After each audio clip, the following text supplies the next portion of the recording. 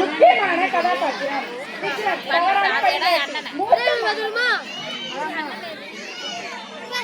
ராகு மற்றும் ஷாம் அருணின் உண்மையான நண்பர்கள். ஆசிரியர் இணையாக நீதி சொல்பவர். காட்சி ஒன்று. தூண்டுதல். பள்ளி மைதானத்தின் ஒரு மூலை. இடைவேளை நேரம். அருண் கவலையோடு அமர்ந்திருக்கிறார். தேர்வை நினைத்து கவலையோடு அமர்ந்திருக்கிறார். விக்ரம் அவனிடம் வருகிறார்.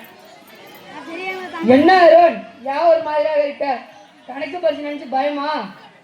ஆமா விக்ரம், எதையும் கவனிக்க முடியல.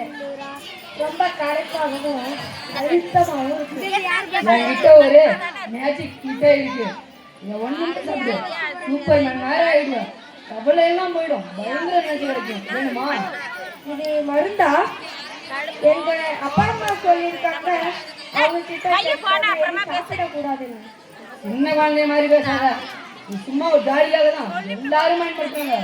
இல்ல எப்படி காசு கூட வேண்டாம். என்ன பண்ற நீ?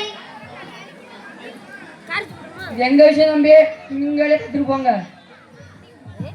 விக்ரம், நீ அவனுக்கு என்ன கொடுக்கறன்னு நாங்கள் பார்த்தோம். இது மேஜிக் இல்லை, இது விஷம். விஷமா? நீ எனக்கு படிக்க உதவுன்னு சொன்னானே. இப்படிதான் ஆரம்பிக்கும் வரும். முதல்ல ஜாலிக்காக அல்லது உடம்பழுக்கத்தை குறைக்கணும்னு சொல்லுவாங்க.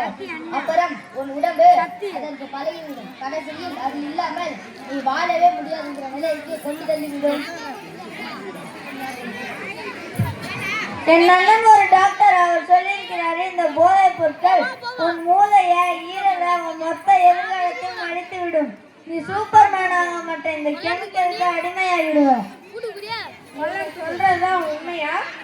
உங்களுக்கு எல்லாம் ஒண்ணுமே தெரியாது. நீங்க ரொம்ப போயிட்டு வச்சுங்க. நான் கிளம்புறேன்.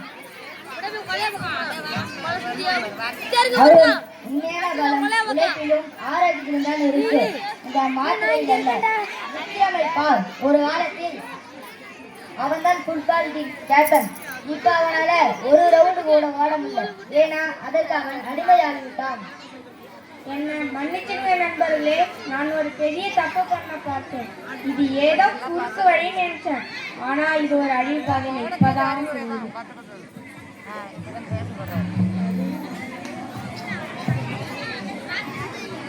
மாணவர்களே, உங்கள் போதைப் பொருளுக்கு இதை தீர்க்காது. உங்கள் வாழ்க்கையை அழித்து விடும். மாணவர்களே, உங்கள் மூளை வளரும் பருவம் இது. ஒரு முறை முயற்சி செய்து பார்க்கும் என்று வாழ்நாள் கனவுகளை பார்ப்போம் என்று நினைப்பதே வாழ்நாள் கனவுகளை சிதைத்துவிடும். எனவே அது வேண்டாம். போதைக்கு சொல்வோம் வேண்டாம், வாழ்க்கைக்கு சொல்வோம் வேண்டும். புத்திசாலியாக இருப்போம்.